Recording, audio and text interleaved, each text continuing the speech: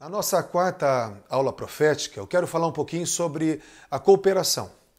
Em Romanos 8, 26, a palavra de Deus diz assim, que o Espírito assiste às nossas fraquezas, porque não sabemos orar como convém, e o mesmo Espírito, Espírito Santo, intercede por nós com gemidos inexprimíveis.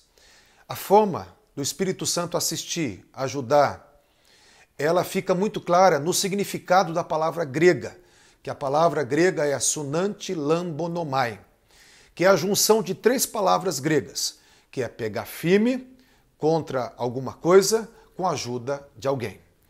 Em outras palavras, o Espírito Santo ele trabalha juntamente conosco para um propósito em comum.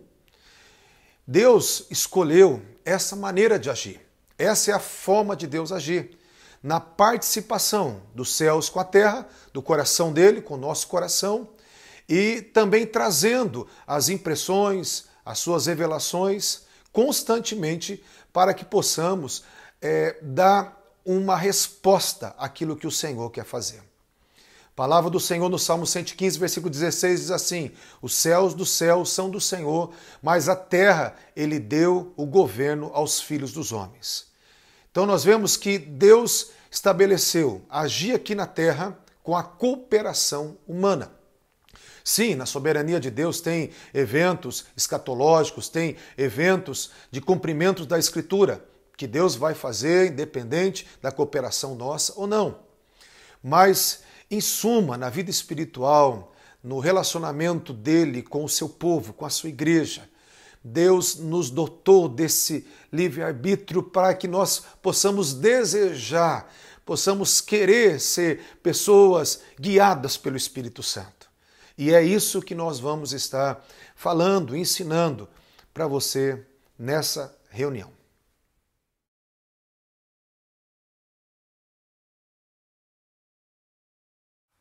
A nossa parte é estarmos em posição de alerta. Sempre pedindo, desejando, buscando, perguntando o que está no coração de Deus. Nós temos que viver nesse modo vigilante, olhando para o céu e esperando de Deus aquilo que Ele tem para nós, aquilo que Ele está fazendo e aquilo que Ele quer fazer.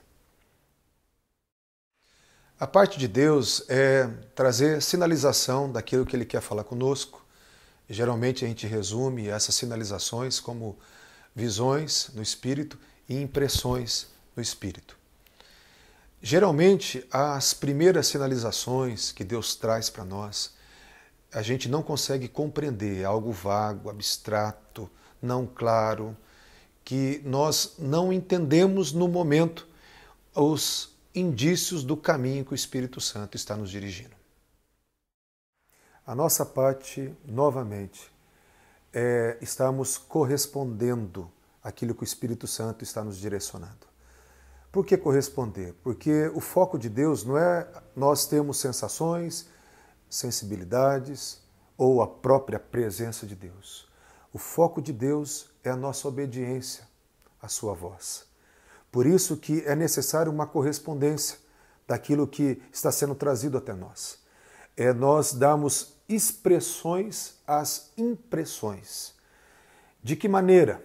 Fazendo abordagens pessoais, orações, intercessões e atitudes ousadas também, onde nós podemos dar vozes e ações às mais simples imagens ou percepções que tinha sido trazido para nós.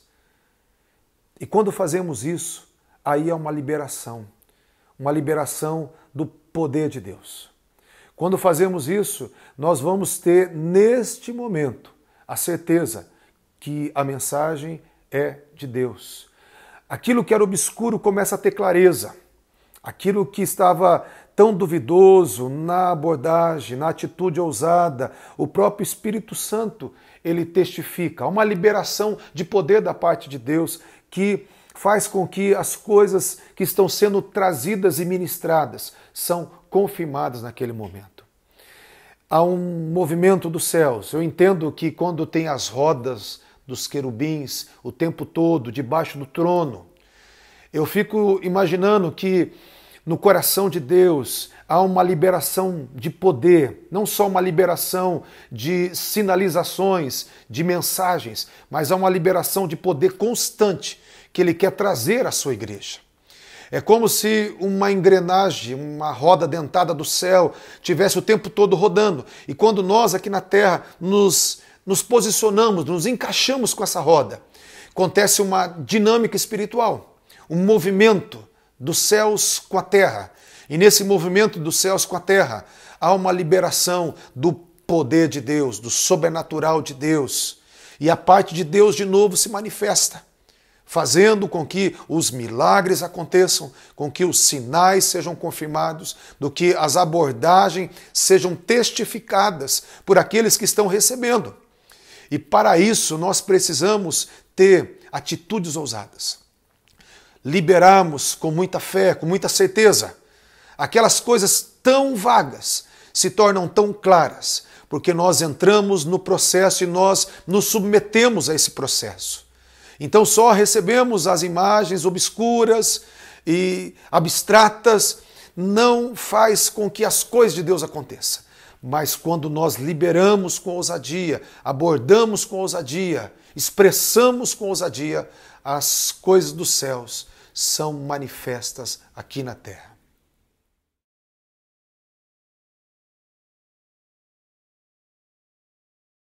Exemplos bíblicos de pessoas que cooperaram com a voz de Deus, com a sinalização dos céus. Primeiro, o texto de 1 Samuel, capítulo 3, versículo 1 até o versículo 11, quando pela primeira vez Deus chama o menino Samuel, que estava sendo treinado lá no sacerdócio de Eli, na casa de Eli. E o interessante é que Deus chamou lá no quarto, entrou no quarto de Samuel e falou: Samuel, Samuel. E ele levantou de súbito e respondeu.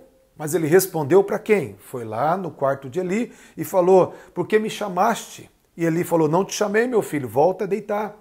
E na terceira vez que ele, ouvindo a voz de Deus e respondendo a Eli, Eli entendeu que era a voz do Senhor e disse: quando o Senhor de novo falar contigo, você dirá: fala, porque teu servo ouve.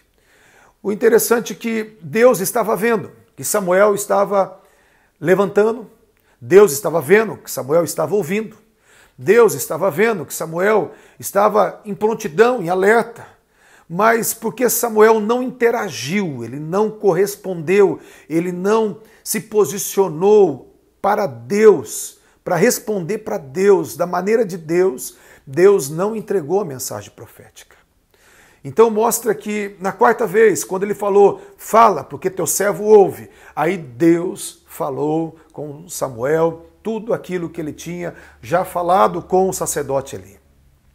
Nós vemos que se não houvesse a cooperação, a interação, o profeta não receberia a mensagem. Então algo que foi obscuro, algo que estava ali de forma não compreensível, se tornou compreendida quando o profeta se posicionou e interagiu com os céus. Nós vemos também um outro profeta chamado Elias. E o profeta Elias, quando entrou na caverna, Deus falou com Elias: que fazes aqui, Elias? E Elias estava tão ansioso, tão preocupado, tão agitado, tão frustrado, que ele começou a lamentar, matar os teus profetas, derribar os teus altares, destruir tudo, e só ficou eu sozinho aqui como profeta do Senhor. E o interessante é que era tanta ansiedade que ele não conseguiu ouvir o coração de Deus. Deus o que fez? Deus permitiu, e Deus ele fez com que coisas externas começassem a acontecer. Houve ali em 1 Reis, capítulo 19, desde o versículo 11 até o versículo 15, havia um terremoto, depois veio um vendaval, aí veio um fogo, e Elias dentro da caverna. Mas depois de tudo isso, Deus estava falando com coisas externas, mas de repente diz a palavra de Deus que Deus falou de novo: que fazes aqui, Elias? E diz a palavra do Senhor que Elias ouviu o Senhor. E quando que Elias ouviu o Senhor? Quando Deus falou de uma forma mansa e delicada. um sussurro suave e doce que entrou no coração de Elias. E nesse momento, naquela voz baixinha, Elias conseguiu silenciar a sua ansiedade, a sua preocupação, os seus argumentos. Porque Elias estava tão pronto para falar, para argumentar, que não estava pronto para interagir, para perguntar: Senhor, o que está no teu coração? Então, o que fica para nós como lição? Às vezes Deus tenta falar conosco com circunstâncias, com barulho, com coisas externas. Mas nós precisamos silenciar tanto as coisas externas, como também a agitação interna, para ouvirmos a voz baixinha, o sussurro interior, aquilo que penetra lá no interior do nosso coração, de uma forma doce, mas arrebatadora. E quando nós percebemos o que está no coração de Deus, aí aconteceu algo que acontece conosco. Elias teve atitude, Elias saiu da caverna, Elias catou o seu manto profético, se enrolou com o seu manto profético. Elias obedeceu à direção profética. Só quando nós silenciamos todos os ruídos, quando nós deixamos o nosso coração se aquietar, quando nós paramos e desligamos as músicas, as pregações e ficamos naquele momento de buscar somente a voz de Deus, Deus começa a falar conosco. Às vezes Deus ele fala de forma baixa, faz um sussurro aqui dentro. Porque quando alguém fala baixo conosco, nós temos que aproximar o ouvido, aproximar dessa pessoa. E Deus, ele muitas vezes, ele quer que a gente se aproxime dele.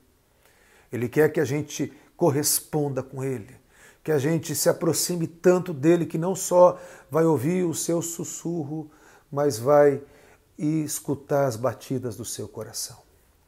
A cooperação bíblica é quando nós desejamos de fato aquilo que está no coração de Deus e quando nós damos uma resposta àquilo que o Espírito Santo nos direciona.